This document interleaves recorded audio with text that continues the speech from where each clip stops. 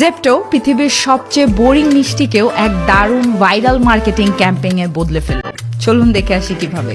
শনপাপড়ি সম্ভবত ভারতের সবচেয়ে সস্তা সহজলভ্য একটি মিষ্টি। দীপাবলিতে সবাই এটা গিফট হিসেবে পায়।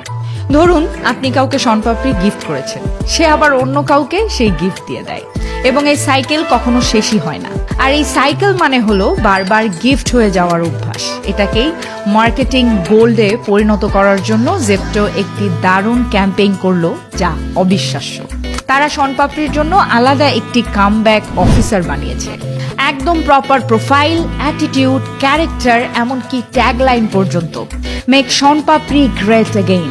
তারপর পুরো দীপাবলি সিজন জুড়ে তারা সোশ্যাল মিডিয়ায় হিউমার ভরা কন্টেন্ট রোল আউট করতে শুরু করলো, যেখানে শনপাপড়ি নিজেই নিজের কামব্যাক স্টোরি বলছে।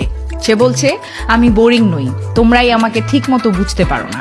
আর এই ক্যাম্পেইন এর ইম্প্যাক্ট 800+ মিলিয়ন ইমপ্রেশন, এঙ্গেজমেন্ট বেড়েছে 74%, অ্যাডস অফ 2024-এ হাফ অফ ফেম অ্যাওয়ার্ড পর্যন্ত তারা পেয়েছে। আর এখান থেকে মার্কেটিং শেখার কিছু জিনিস হলো কালচারাল কনভারসেশন। যখন সবাই কোনো কিছুর মজা নেয়, বুদ্ধিমান ব্র্যান্ডরা ঠিক সেখানেই লাভ দেয়। আরেকটি হলো টাইমিং ইজ এভরিথিং। ঠিক দীপাবলি সিজনে এসছে যখন গিফট সবচেয়ে গুরুত্বপূর্ণ।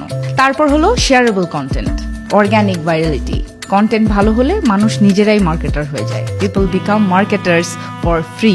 কি দারুণ একটা জিনিয়াস মার্কেটিং স্টোরি, তাই না? এরকম আরো দারুণ দারুণ মার্কেটিং স্ট্র্যাটেজি জানতে ফলো এবং সাবস্ক্রাইব করুন।